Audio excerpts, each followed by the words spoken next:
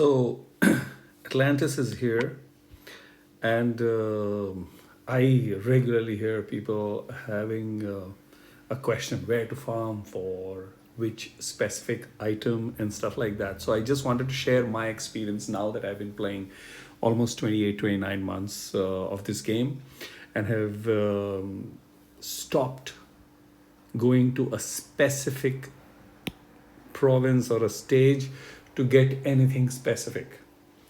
Because firstly, now there are three moments when all of everything can be collected, which is in Atlantis, Valhalla Forever, and Tremors of Underwild. All the three offer the initial stages at World Energy 3 because the world energy reduces. So at 3 world energy, I can farm endlessly for the duration of that particular seasonal event. I mean, that particular season's promo event.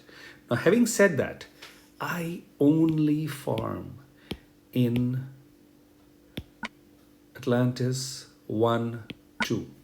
That's it. Reason. It is super fast, and this is the team I use. I'll come back to that.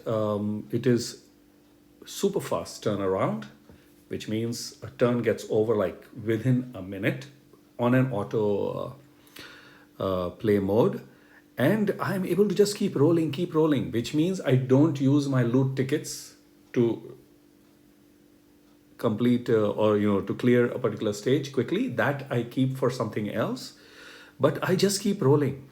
So over 2 days, I roughly am able to flask, I think about 20 odd flasks. In this auto play mode, I collect them from the events and from various other sources. So I have the flasks ready mainly for Atlantis. Why? Because some of the key things that require, crafting items, especially for the game, which is backpacks, swords, that's adventurers kits, which is useful to make 2-star feeder heroes, and swords for 1-star feeder heroes, and nuggets and various other crafting things are available more lavishly or generously in this. They drop much more in Atlantis. So that's where I use most of my saved flasks, and I stick to 1, 2. So I'm able to do a lot of XP also, but I'm not chasing XP. If I was chasing XP, I would be doubling up at least twice a month. Now I have started developing 3 times in 2 months. So leveling up, I mean.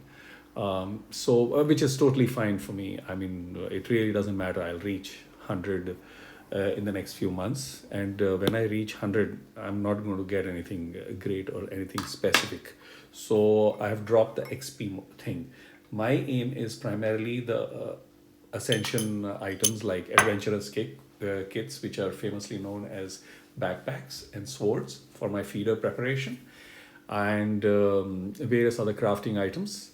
And I will just quickly peep into just to show you what's my stock of the crafting items. So this is the story of my crafting. I've got enough 500 plus nuggets, I've got lumber, I've got grimoire dust, I've got midnight roots, and most people actually say, I need more. I've got metal ores, and I've got crude iron, I've got large bone, and I've got leather strips, all useful for key battle items or key crafting to play the game.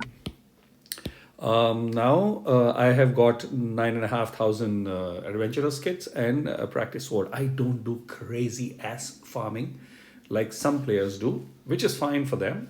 But throughout the month, I basically farm during the 3 events that I talked about. That is Atlantis Rising, Valhalla, and the Tremors of Underwild, where I collect all these things.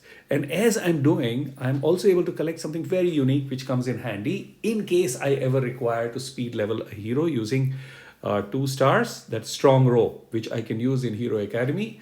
When my trainer heroes get over, then I can just quickly do a speed production of these fellows. They are available at they pop out 1 per minute. and they consume 3 of these ropes, which means about 3000 plus I can make anytime for speed leveling a hero. Now, having said that, my stock is well stocked mainly because I farm a very high number of turns. So it is important to I don't do any of these 27 9 8 or any of or hard levels. I just consider doing a hard level to be an ultra waste. That's one very, very clear thing that I would like to point out, because it just reduces the number of items that I can get, which enables me to play the game well, create enough number of battle items to do events, to play the Titan, to play anything in the game. So that's very important for me. Throughout the month also, I'm farming basically 8, 7 in a significant way to fill the chest, monster chest, and also to just constantly keep collecting these items and recruits, which collect throughout the month, unless I'm doing anything specific, which is fine. I do the trials, I do the events, I do the map stage of the latest season. So I do all of those, but when I have free world energy, I don't go and farm at those high energy requirements. I farm at 3.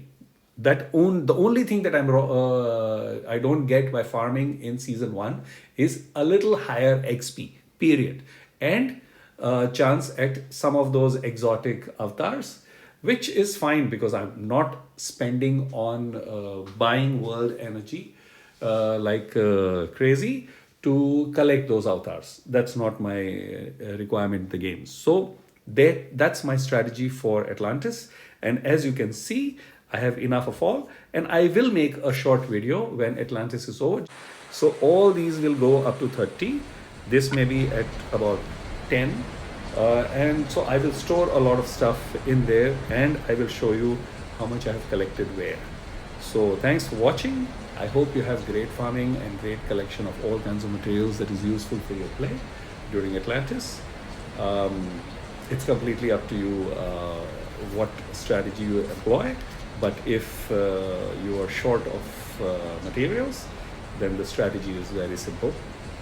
Do the maximum farming at 3 at the easiest level, auto, so that you're not using up only loot tickets, because people have this trap connected to loot tickets. They go and use it on high to collect high XP and hard levels, and believe me, if you actually do the runs and analyze it vis-a-vis the 3 world energy, you'll know that it's not as high. So I have done all those maths, and it's not. So people can sit and argue as much as they want, but eventually I'm the one who's sitting with a lot of everything, and I do use a lot of everything. So when I'm doing thousands of runs, I collect way more. Unless somebody is just farming throughout the day, then that's a different level of play. So good luck and enjoy. Cheers, and see you in the next video.